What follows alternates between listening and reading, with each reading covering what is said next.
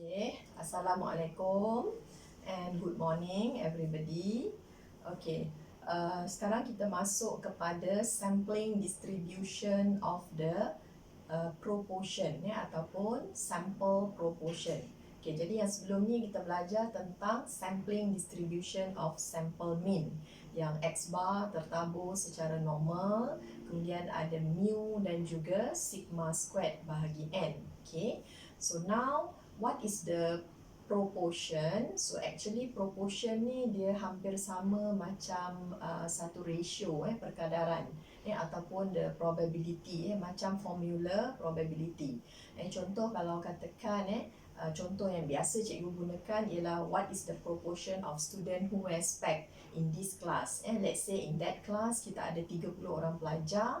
Jadi katakan proportion pelajar yang memakai spec tu dia samalah dengan bilangan pelajar yang memakai spec, maksudnya with a particular or specific characteristic, kita bahagikan dengan jumlah bilangan semua pelajar. So that one will be the sample proportion. Okay, boleh refer kepada modul. Jadi the population proportion is the ratio of the number of elements in a population with a particular feature to the total number of elements in the population. Okay, manakala the sample proportion is the ratio of the number of elements in a sample with a particular feature to the total number of elements in the sample. Okay. So if a random sample of size n is taken from a population, random sample of size n taken from a population, and the number of elements with the particular characteristic is x, then the sample proportion, kita, okay, macam ni eja dia, sample proportion, sample proportion. Okay, jadi sample proportion ini denoted by P, ada small s dekat bawah. Okay, jadi yang ini formulanya ialah X bahagi N. X ni adalah number of elements with particular characteristic. Kemudian kita bahagikan dengan N. N is the sample size. Okay, contoh pelajar yang memakai spek ada 15 bahagi 30, so PS sama dengan 15/30 ataupun 1/2. Alright. So the probability distribution, the sample proportion PS is a random variable. Sebabkan sampel itu pun kita ambil secara random. Jadi setiap satu sampel, katakan kita ambil beberapa sampel daripada satu population secara random, maknanya setiap satu sampel itu ada dia punya sample proportion of certain characteristic. Jadi sample proportion ini juga is a random variable. Nilainya juga varies from one another. Maksudnya dia adalah satu random variable. So bila dia satu random variable, then dia punya probability distribution akan dipanggil sebagai sampling distribution of sample proportion. Okay. Sama juga macam sampling distribution untuk sample mean. Okay. And then consider a random sample of size n taken from a population in which the proportion of success is P. Nampak tu probability of success sama juga dengan proportion of success. Katalah itu diberi sebagai P. Okay, jadi maksudnya dalam case proportion ini dia much connected with the binomial distribution itself. Sebab P itu yang probability of success, last time yang kita belajar tu, dia sama juga dengan proportion of success, sama formulanya. Okay. Jadi maksudnya let X be the random variable of the number of success in the sample. Katalah X tu sebagai number of success dalam satu sampel, maknanya kita boleh andaikan bahawa X itu akan tertabur secara binomial. Yang ini adalah dia punya sample size, dan satu lagi ialah P. Kat sini adalah probability of success ataupun proportion of success. Okay. Jadi kalau dalam taburan binomial kita tahu bahawa mean EX-nya diberi oleh formula NP, manakala var X-nya diberi oleh formula NPQ. Okay, NPQ. Okay. Jadi sekarang ni kalau katakan kita punya NP itu kes yang lebih besar atau sama dengan 5. Okay. Jadi maksudnya kita boleh andaikan X itu sekarang akan tertabur secara normal. Last time kita boleh buat penghampiran normal. Daripada binomial gunakan penghampiran normal. Jadi dia tertabur secara normal dan kita masukkan nilai NP dan juga NPQ. Ni ingat tak last time yang kita buat ni yang ada continuity correction yang plus minus 0.5 tu, yang itulah daripada binomial kepada daripada discrete kepada continuous. Okay.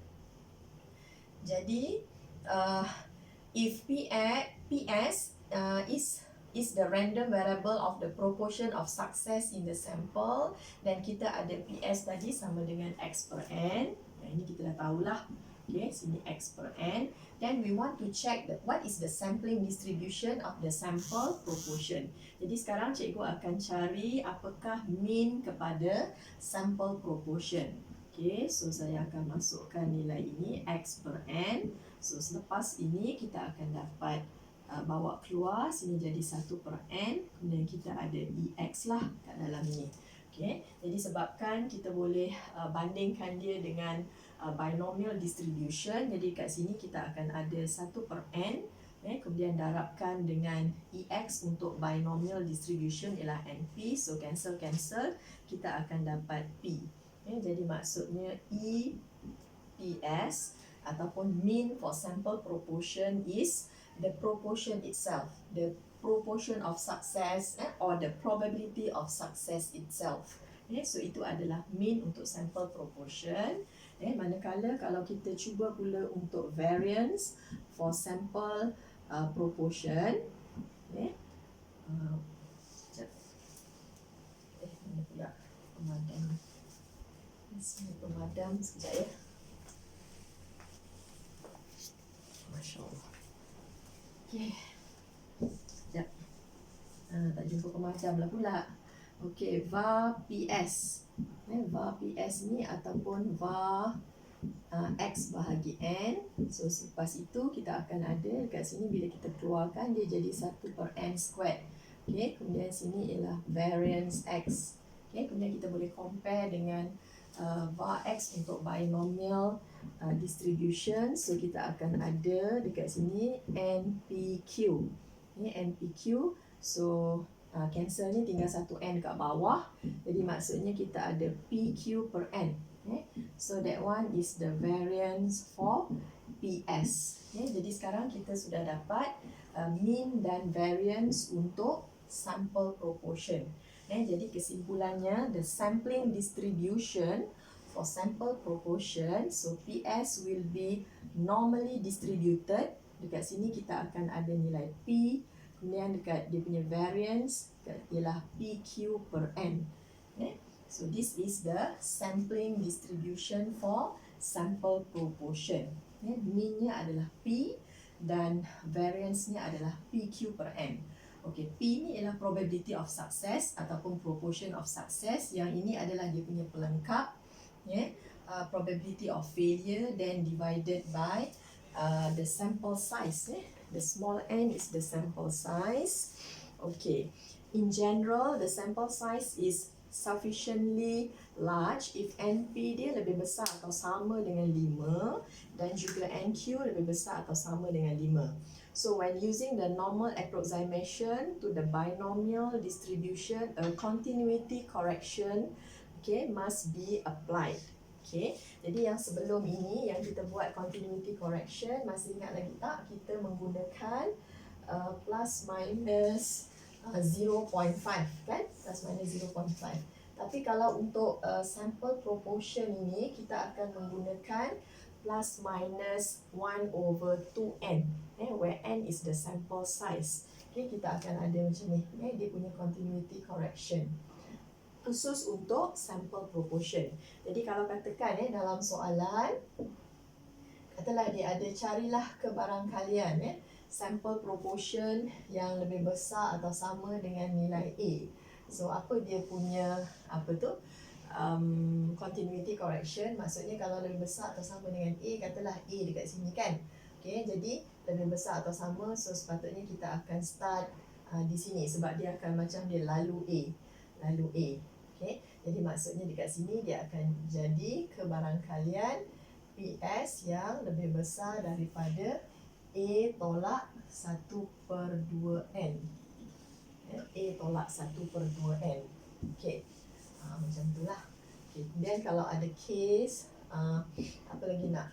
Kebarangkalian PS yang nilai dia kurang atau sama dengan A. Kurang atau sama dengan A.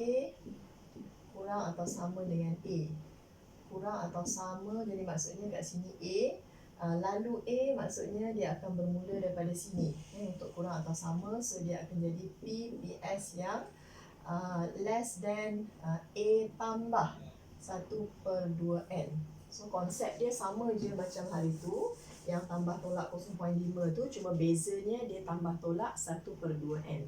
Okay, jadi kalau katakan saya ada P, PS yang greater than A. Okay, greater than A. Greater than A maksudnya kita tak lalu A. Tak lalu A, so dia akan ada PS yang greater than A tambah 1/2N. Okay.